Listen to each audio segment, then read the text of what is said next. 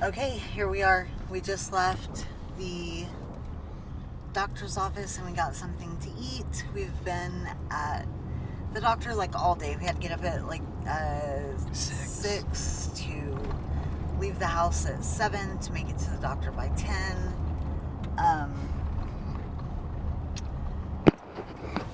And then we've literally been there all day. It's 4:55 and we're sitting in traffic trying to get out of San Antonio.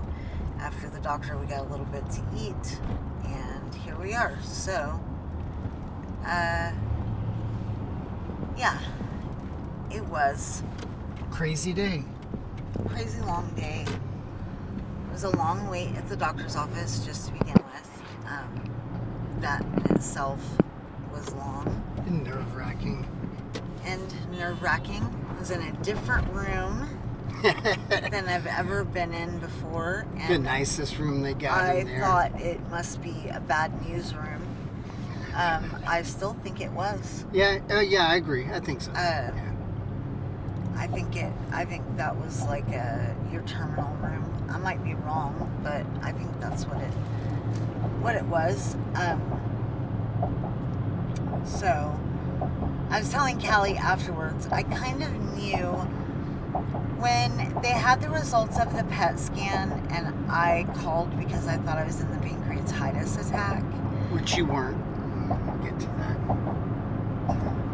I'm sorry. Okay. No, I'm just trying to think. I'm so tired, y'all. I'm so sleep deprived, and I was sleep and food deprived, but we just got something to eat, and so heavily medicated that the three things together just don't really. They either work together really well or not very well. What they don't do very well is they don't make thinking very easy. So it takes me, like, I lose my train of thought really easy. Talking about when you called Oh. the lady, you found out who you were, and she was sad. Yeah. Well, no, that was the second time. That was on the phone yesterday when they called and I was crying. And yesterday when they called and I was crying, and I had said that I thought they need to do blood work when I come in today because I thought maybe I might have a pancreas infection in the pancreatitis attack. And I was crying and it had been going on for a few minutes. And the poor sweet woman on the other end of the phone, she was listening to me and she didn't want to interrupt me, but she had no idea who I was. I got transferred to her, so she was like, I'm really sorry. Can you tell me who this is? And I was like, oh my goodness, yes, I'm so sorry. This is Cheryl Callie. And she goes, oh, Miss Callie.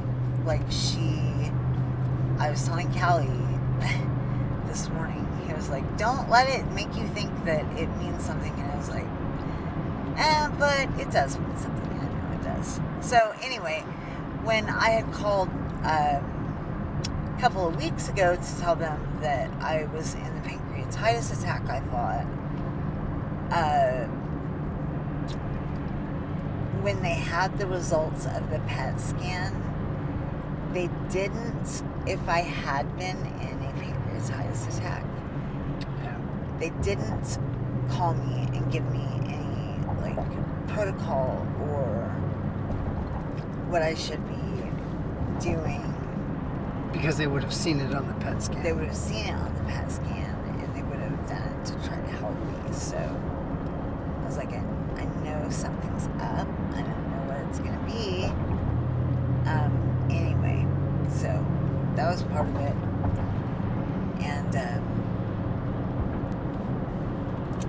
here we are. Here we are. My brain's not with us. So we go to the visit. We're in the bad news room.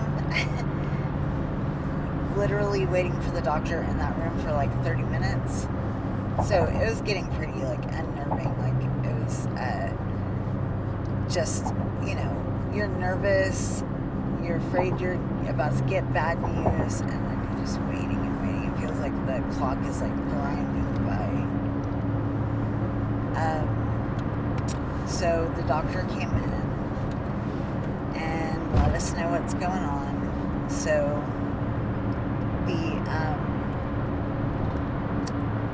it's a good news, bad news.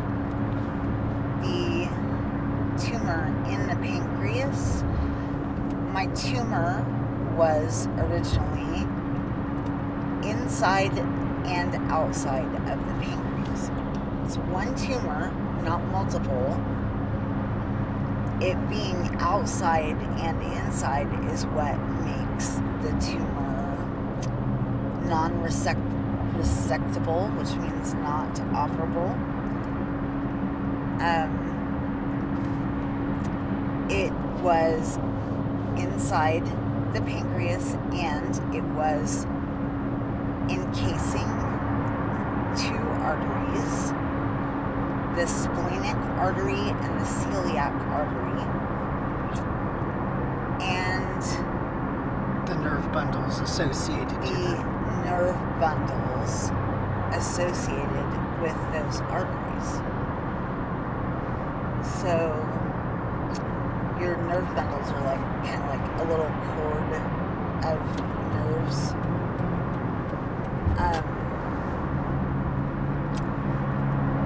That is what was causing me the pain before. They thought when I got diagnosed was that the tumor was touching the arteries and the nerve bundle, and that was the source of the pain. I had a nerve block with the first test, EUS. Mm-hmm. Had a nerve But it was block. a temporary. But right, it was a temporary nerve block. It was not an alcohol nerve block. So this time they've ordered a nerve block again.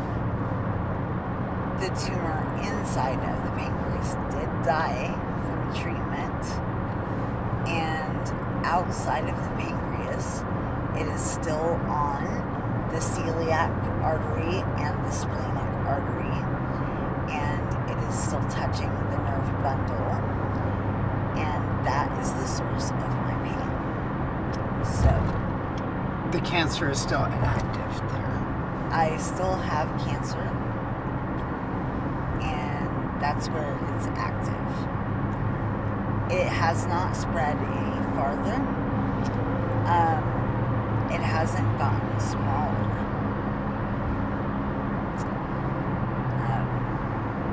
So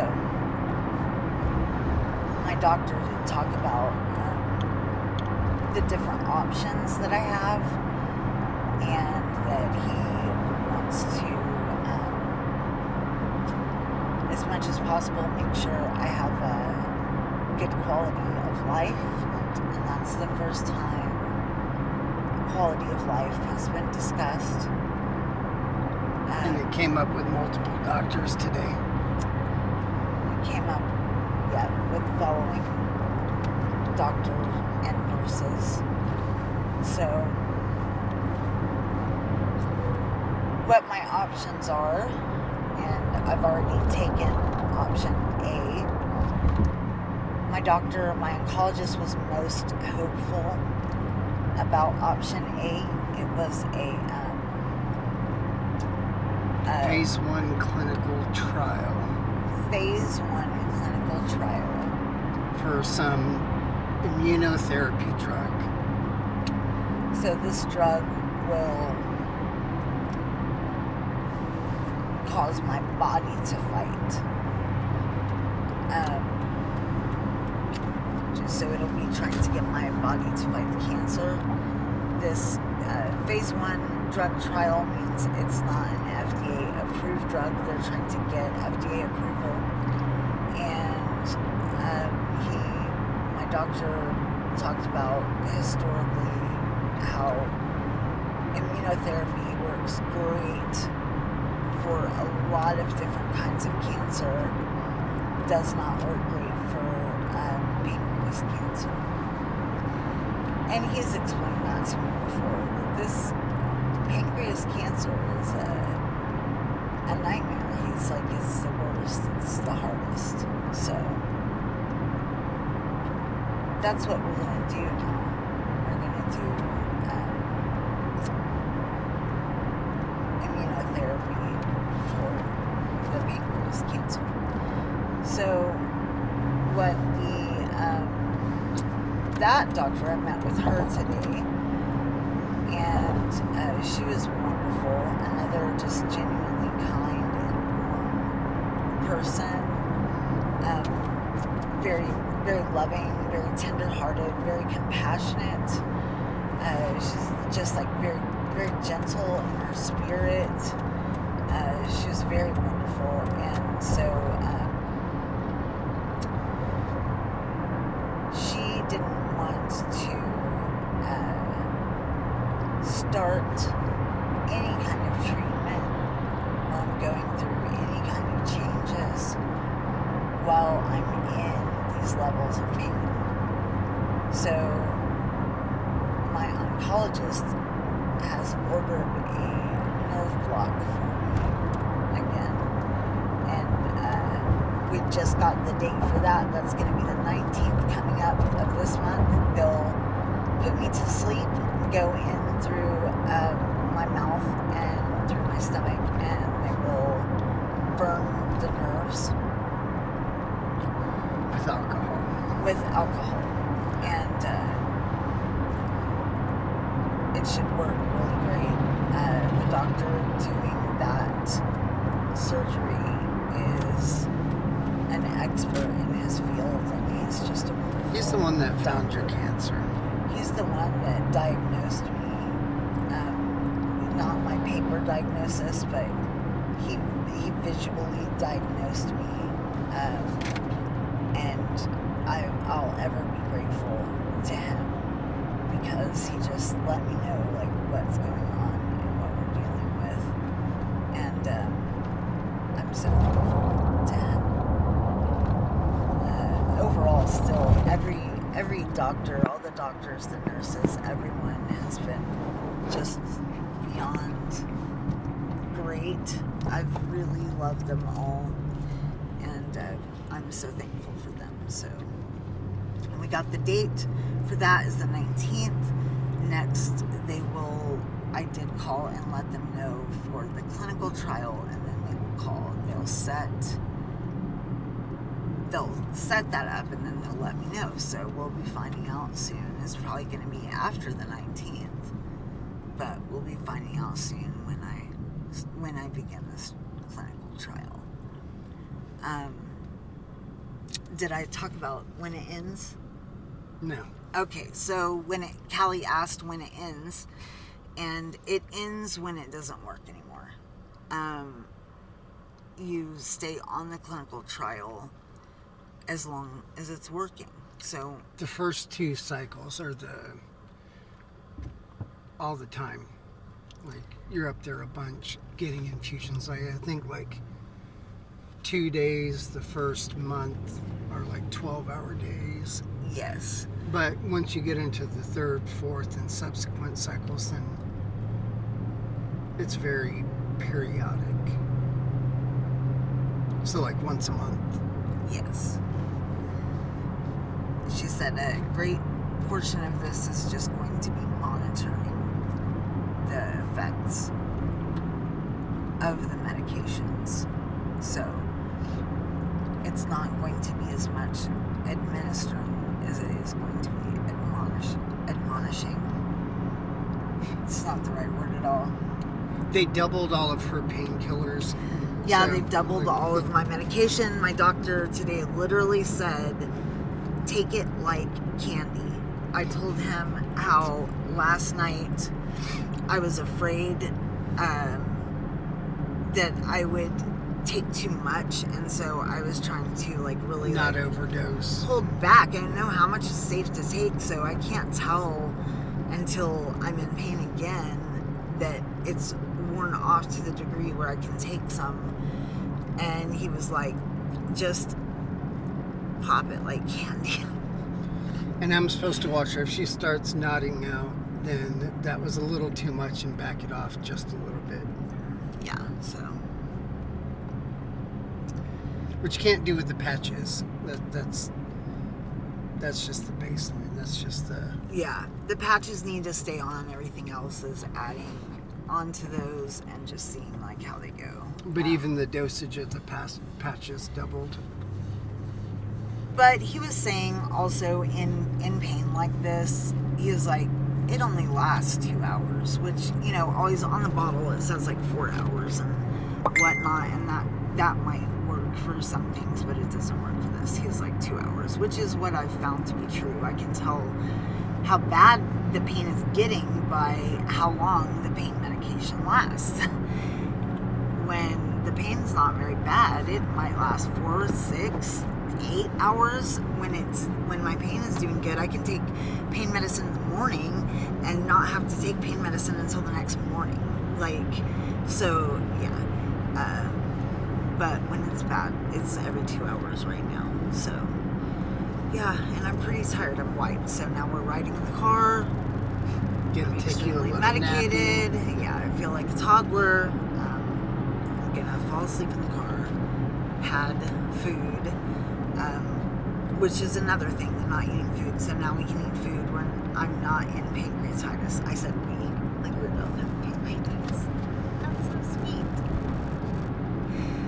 We don't have pancreatitis anymore. We just have pancreas cancer. So, yeah, anything. I'm probably forgetting 100 things. Can you think of anything? No, it's pretty much a decent overview. I was really sad. I was scared going into the doctor. I was really sad. Callie and I were both like really pretty heavily like grieving going into the doctor, worried and concerned. And then the doctor visit definitely, I think, helped comfort me. What do you think? I was like started settling down pretty fast at that point. It just does help to know what you are dealing with and what you're facing. Like when it's unknown, it's way scarier than when you do know, and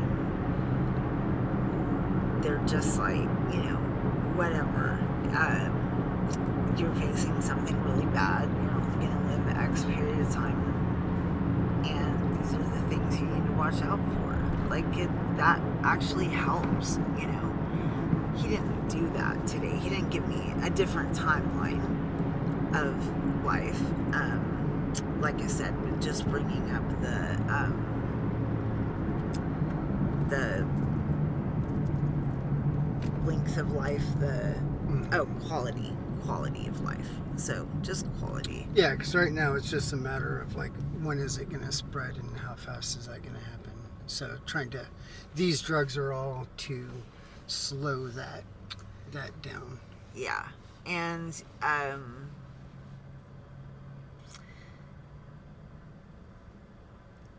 the quality of life, the different, I'm sorry, it's so hard for me to think, the different options that I had were do another really super hard round of chemo, not one round, a couple of rounds, because before the one that you did, the same chemo I did before, do it again, because it might not be as resistant yet. Right. It might be taking a new stab at it and it might work really well. And so I can do another one of those, which I'm all for. I was not all for when we finished chemo before, but I'm all for taking another crack at it. And then the other one was doing a different kind, doing an oral chemo, a maintenance dose, and just staying on that forever, which I might still end up doing all three things. The third one was the immunotherapy, so I might end up doing all three things. We'll just see. I'll just see how I make it. With the immunotherapy, there's a window, so I had to decide now if I want to do it now or not. As the cancer changes, progresses might be the not exactly right word, but it is a progression. So as it progresses, it will remove the possibility of doing the immunotherapy. So I didn't want that to happen. This immunotherapy one is going to get taken off the table. So I kind of need to do it quickly. And my doctor, my oncologist, was most excited about the immunotherapy.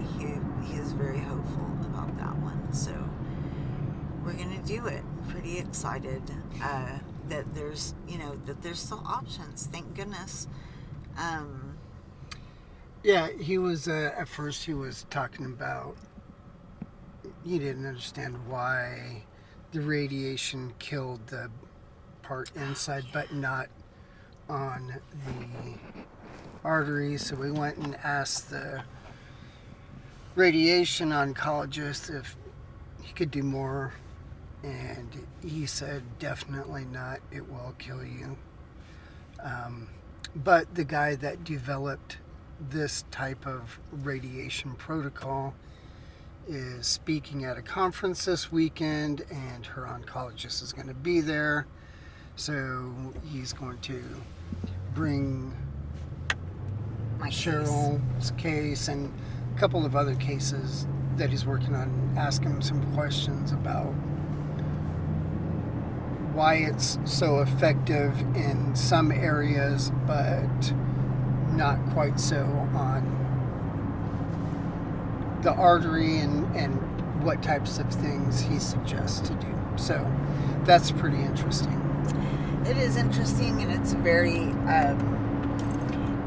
encouraging. Just that, I mean, behind the scenes, my oncologist he's really fighting for me. Like, he wants me to live, and he said he'd also, I mean, he was saddened by the limitations of what he can do now. You know, that there are more that he can do to stop it. And he said he'd gone and talked to the radiation oncologist that did my radiation. Even though he told me last time, he's like, there's no way, you can't do it.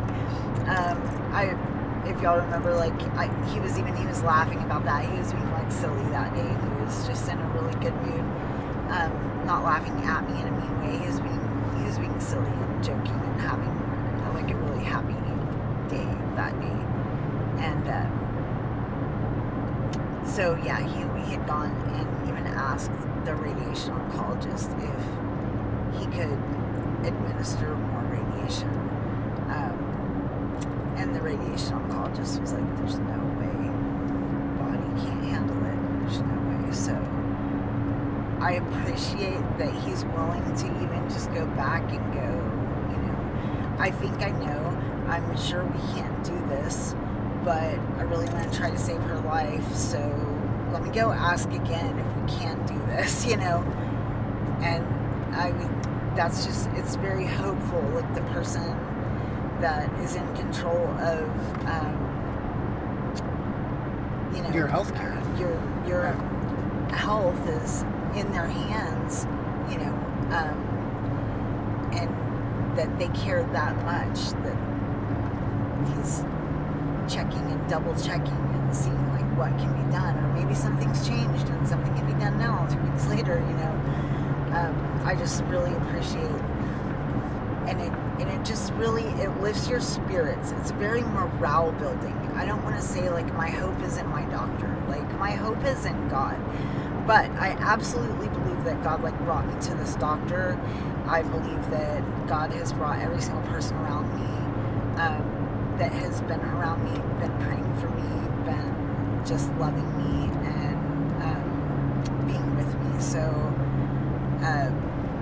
yes, my hope is in God, but he's given certain people duties during this to help care for me, because I don't know how to do it myself, and I can't do it myself.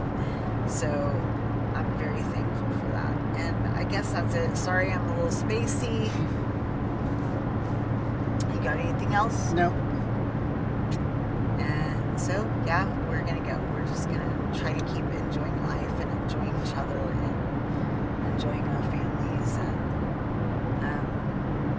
trying to be thankful for the time that we have left and make the most of it. So, God bless. Y'all have a good night.